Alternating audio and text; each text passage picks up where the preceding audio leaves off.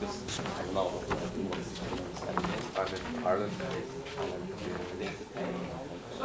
morning, everyone. It's our second day.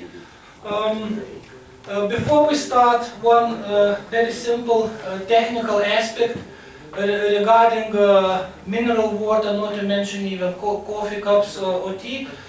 These two front rows, because of this technical equipment, is not recommended to use any liquids, but if you do have mineral water, it's better to drink from the bottle and to close it. But in the other rows, you can be more relaxed with the liquids. Now we're going to start with the first presentation by Naom Tirosh from Israel, University of the Negev, Department of Communication Studies. He will have two reviewers. Yesterday we had one, today two, which means that you will be asked to divide time, so maybe your presentation 15, maximum 20 minutes. And your reviewers will be Professor Gintautas Mažeikis, you remember from yesterday. And we have a guest who arrived today, but Professor Mari Kucha, but you will be for the next paper reviewer. And the second reviewer for today is Professor Davor Paukovic from Dubrovnik University. So, good morning, everybody. Just I need to open also my computer. So my name is Naom Tirosh. I'm from Israel, Gurion University, and what I'm going to present today is not totally part of my PhD, but it's connected, and you will understand why. I'm going to present an article I'm writing about reconsidering the right to be forgotten, memory rights, and the right to memory in the new media era, and I will begin.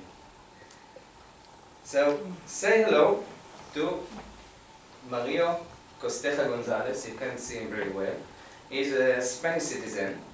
Gonzalez accumulated social security debts in 1998, and the news article about that was still available on the web 12 years later, what, according to Gonzalez himself, damaged his reputation. On March 2010, Gonzalez lodged a complaint with the Spanish Agency of Data Protection against the newspaper itself, the newspaper that published the story, and against Google. He demanded that the newspaper will remove the article from its digital archive, and that Google will remove the link to the article from their search engine. His debts, he claimed, were now entirely irrelevant. The complaint went through different instances that I don't have the time to describe right now, but it's on my paper, until it reached the Court of Justice of the European Union, and indeed on May 13, 2014, after a very long process of deliberation, the court decided, and I will not quote all of it, but it's important that an operator of a search engine is obliged to remove from the list of results displayed following a search made on the basis of a person's name. Remove links, of course. So by making this decision, the court established officially what has been widely referred to since as the right to be forgotten.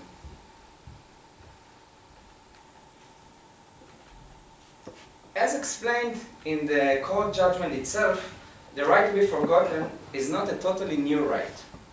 However, we don't have the time to go into details to the legal origin of the right, but it is important to speak about a discussion that was ensued after the decision. The right to be forgotten forged a heated debate between advocates of privacy rights and expression rights.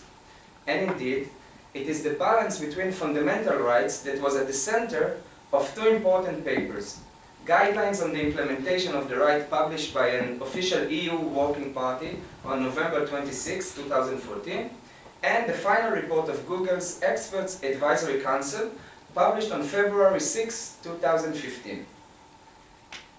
Interestingly, both reports stated that the right to be forgotten should not be interpreted as breaching expression rights. And you can read on screen two important quotes supporting this claim. The impact of delisting on individuals' right to freedom of expression and access to information will prove to be very limited. This is the Article 29 quote. They're referring the right to be forgotten as delisting. Not forgetting, not something like that. So hence, if the right to be forgotten is not about the fair balance between privacy rights on the one hand and expression rights on the other hand, when dealing with personal information over the web, then one should ask, what is the right to be forgotten really about? And here we are coming to memory issues. I want to suggest that the right to be forgotten is in fact the right of the individual to control and construct his or her public narrative, as well as the public representation of his or her life story in the digital era. As such, the study suggests that the right to be forgotten is not only about the rights of individuals as data subjects, which is a term that was widely used in the judgment, in the court decision itself and in the papers I mentioned before, but rather that is about the rights of individuals as storytelling animals.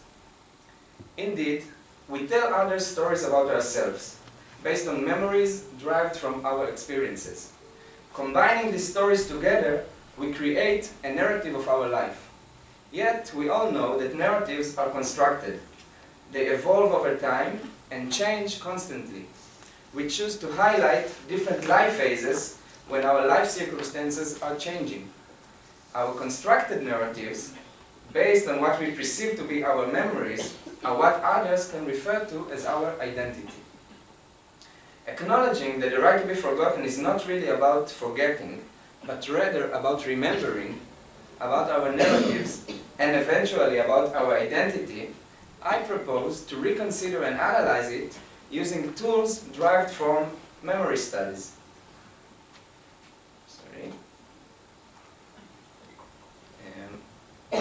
As such, my study critiques the right to be forgotten's focus on forgetting, as the memory process is always about both forgetting and remembering. Then I will problematize the fact that the right to be forgotten can be only materialized by individuals, while in fact memory is a phenomenon shared by both individuals and collectives. Eventually, I will use the opportunity created by the implementation of the right and suggest replace it with a larger right, a right to memory, that I will explain about later on. So for the first issue, can we really perceive forgetting as the antithesis of memory? The answer, of course, is no. Forgetting has always been an element in the establishment of social memory. The Romans, for example, used practices of memento memoria, like beheading statues of leaders and prominent cultural figures who became political opponents and rivals to the leaders of the current regime who wished to have them forgotten.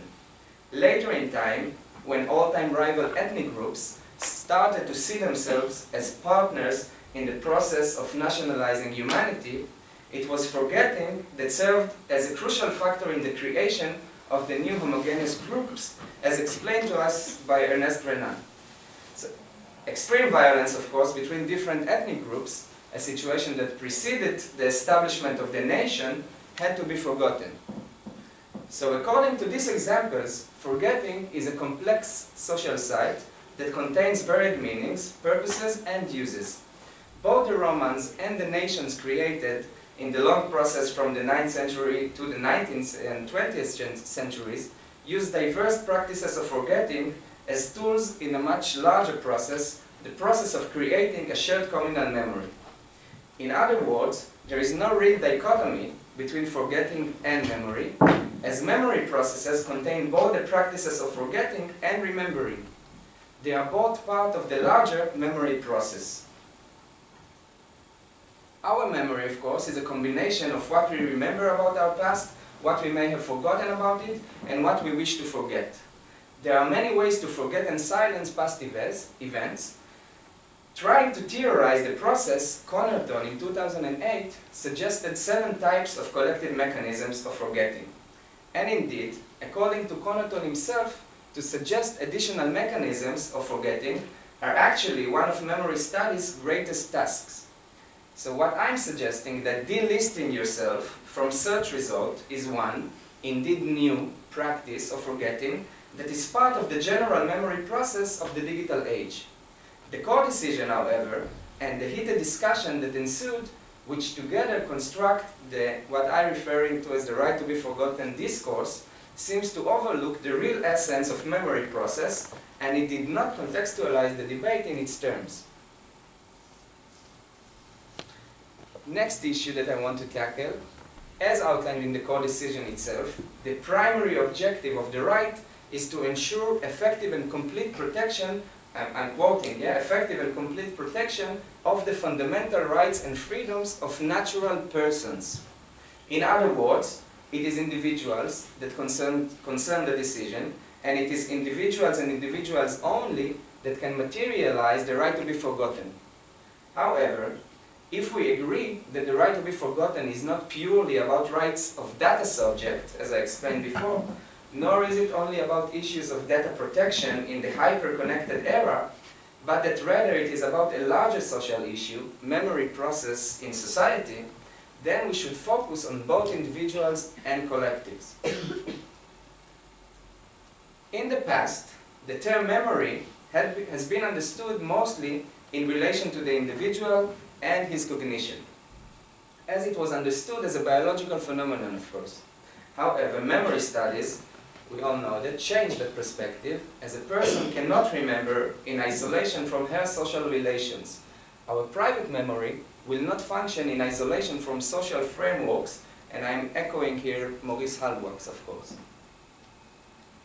While individuals store their memory in their brain and use their neurons in order to process it, collectives store their memory in social structures such as museums, monuments, media, memorials, and on the like, and process, or more accurately, make it available to different groups such as communities or nations.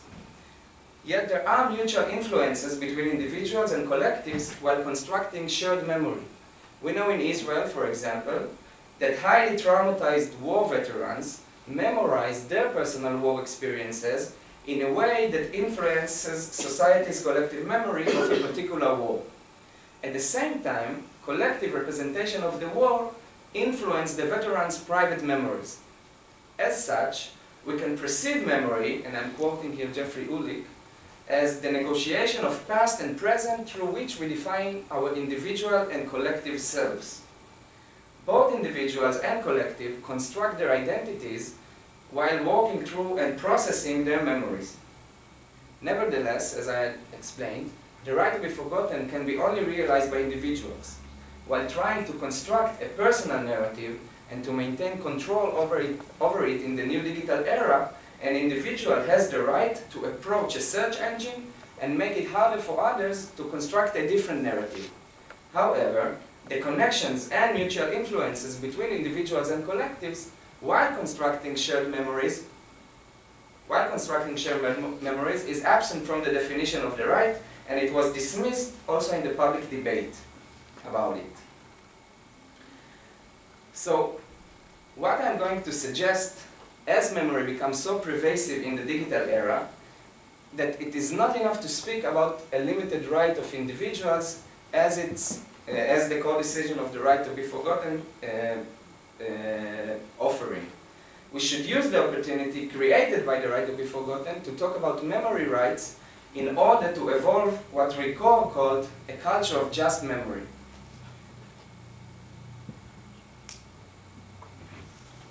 I believe that memory is crucial to the physical and spiritual wholeness of the human being, and collective memory is crucial to the physical and spiritual wholeness of the community.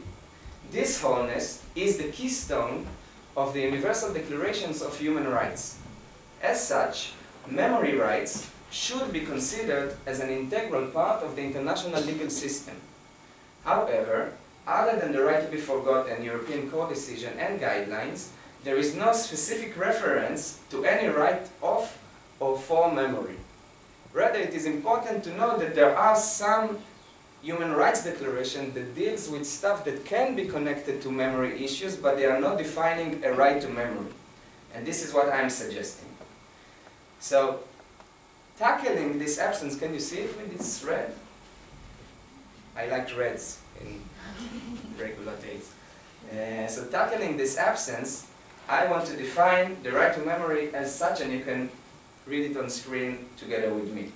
The right of individuals and collectives to remember and forget, to be remembered and forgotten at will, to be able to construct and reconstruct collective memories as frameworks of memory, a term used by Hardwax, are being protected, to have the potential to capitalize on new memory tools based on new media's unique capabilities, and to have the opportunity to endow unique memories to next generations without prohibitions from dominant political and social agencies.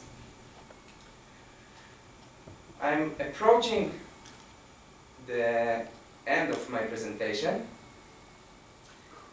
and I want to summarize my argument with an example.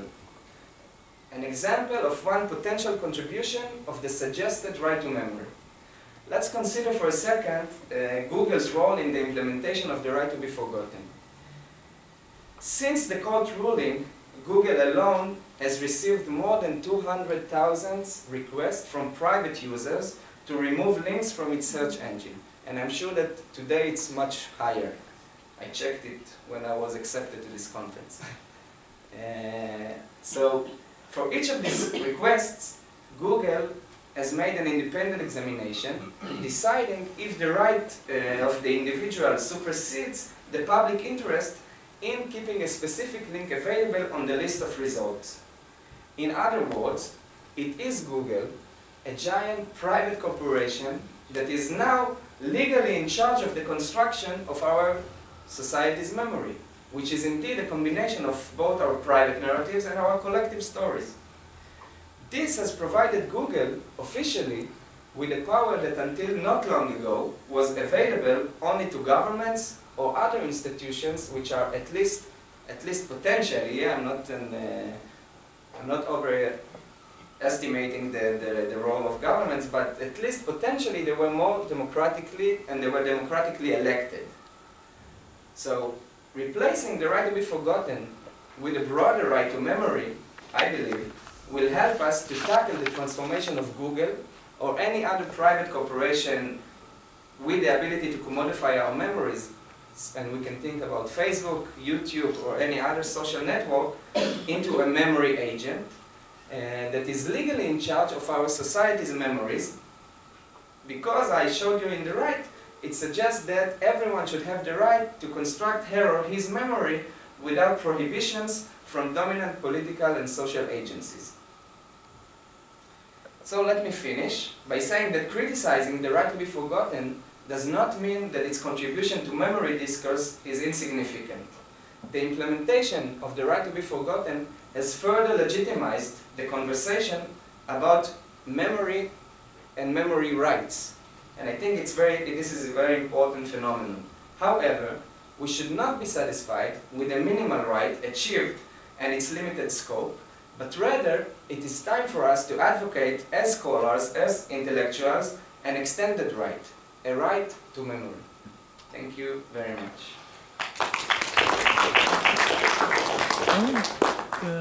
Who's going to be first reviewer? Should I sit or should I stay? Yeah, please stay. You'll have a chance to reply or to add. Okay.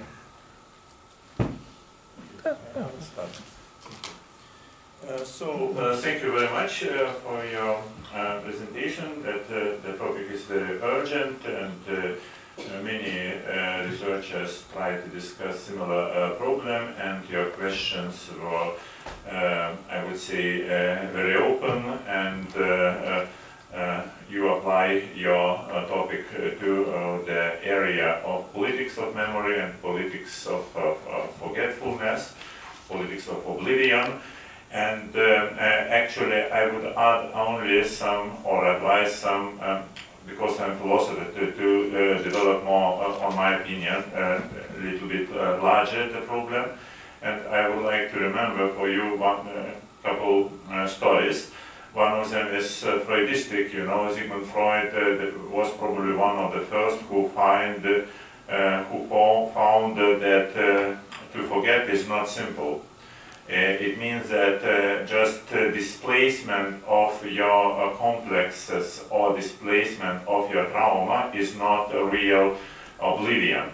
It means that if you will displace, coercive displace your trauma,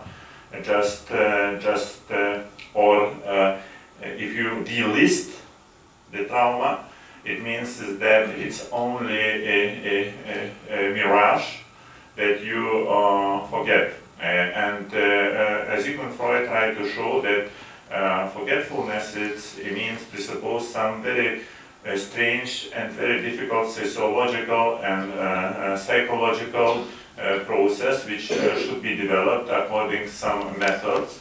It's not just a simple question of right, and it's not only legal question or our subjective desire. This is the one. And then after Sigmund Freud, many researchers and philosophers and psychologists pay attention that Western civilization is mostly logos civilization. Logos presuppose that you need to remember everything. At the end of your paper, you mentioned that commodification of memory. It's the same in the perspective of all Western civilization. It means commodification of logos. Everything that exists in logos could be commodified.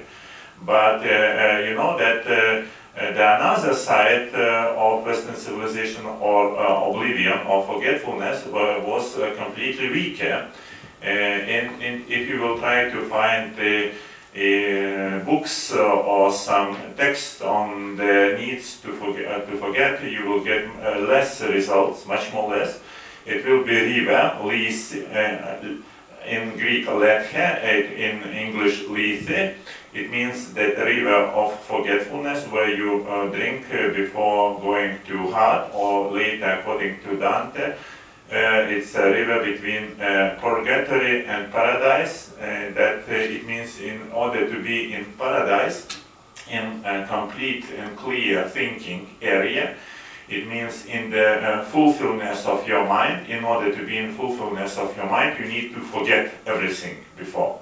This is, but actually it was only more or less mythological or allegorical presupposition. The same was developed between apophatic theology, it's negative theology. However, theologists and theological faculties presuppose cataphatic or positive teaching about memory, not about forgetfulness. And the same was art of memory and different methods of art of memory. So Western civilization develops only and mostly memory and control of memory, discipline of memory. The same you could use Foucault method for the research of the same, but about forgetfulness, just only from the Sigmund Freud people start to think as some methodological issue. And the another example is denazification. The method of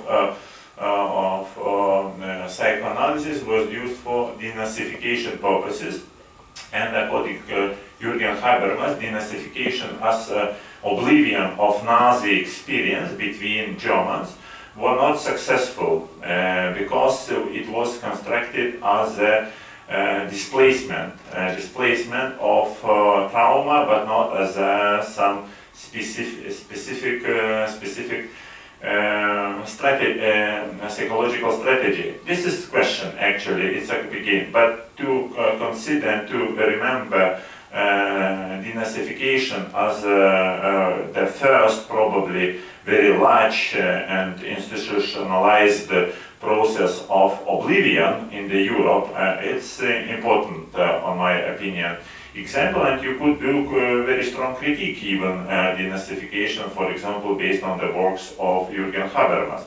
The same was supposed to do with the Soviet memory, especially in Eastern Germany, but after the critique of Jürgen Habermas, Germans stopped this Sovietization because they said displacement doesn't mean forgetfulness, or delisting doesn't mean forgetfulness, and it's much more complex problem. And at the end, I just remember the slogan which is popular in contemporary Russia: "Never forget, never forgive." It means that this slogan was originated from the beginning of Second World War. It was propaganda reaction on Nazi occupation of eastern regions of Soviet Union.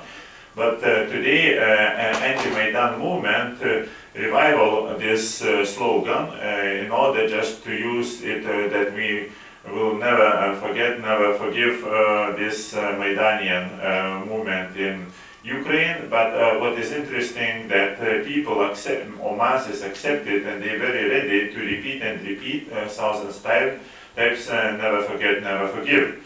And it means that forgiveness it may presuppose the same forgetfulness. And yesterday we discussed a little bit about reconciliation and forgiveness. It's a very huge and very difficult problem. And I would connect your topic about right to be forget with right to be forgive.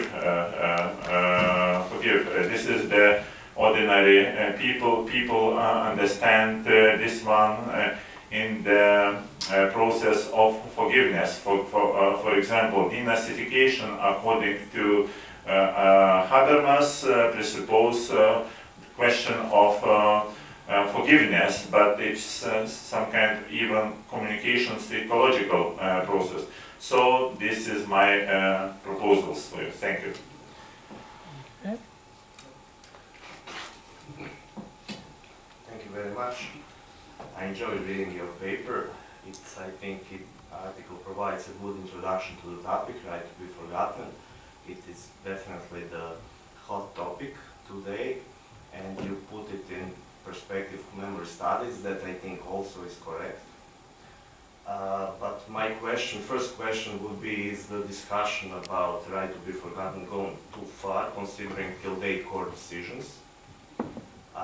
Is it just legal question of protecting personal data without public interest, or it's something more important? You said it's something more important, and I agree. Many examples show that the discussion went much further than the original meaning and framework of court rulings. I will tell you one example from Croatian media several months ago. It was very well covered in Croatian media. It's about Croatian pianist Dejan Lazic, who lives in Holland now. He was very unhappy with the review of his concert published in the Washington Post in 2010. And the problem was when he Googled his name, first thing was that review, because it's in Washington Post, so I guess that's why Google ranked it very high. And that is also one question, maybe you should consider that link rankings in Google engine, that's very important. If you are on page 100, nobody will care about that memory. So, but if you are on first page, then it's going to be very, very interesting. And after that court decision you mentioned from European Union Court of Justice in May 2014, he was very encouraged, and he asked Google to remove a result leading to that review. He also, that was his big mistake, he also sent a request to the Washington Post explaining that his move, quote, is not about censorship, but only the right that he can control his image and the truth. And of course, answer from Washington Post was cynical. And not only cynical, but Washington Post published review once more. So it was like, oh, great. And now the first result, and the media, it was also very cynical and ironical in Croatian media on that example. And one of daily media, daily newspaper in Croatia concluded the article about great pianist Dejan Lazic, that first result now won't be playing without passion. That was the critique. but that he is very passionate in trying to remove these criticisms. So that was like the... So considering this example and many other examples, I think you are on the right track to put it in memory studies discourse. But the thing